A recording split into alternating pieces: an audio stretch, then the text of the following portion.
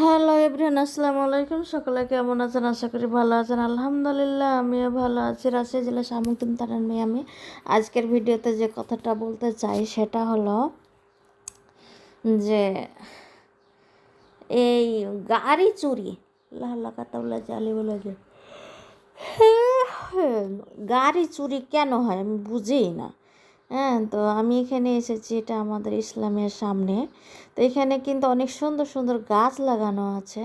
তো আমি গাড়ি চুরির বিষয়টা বলছি, গাছের বিষয়টা আগে বলে লই। তো এই যে গাছগুলা যে কি গাছ আমি কইতে পারি না।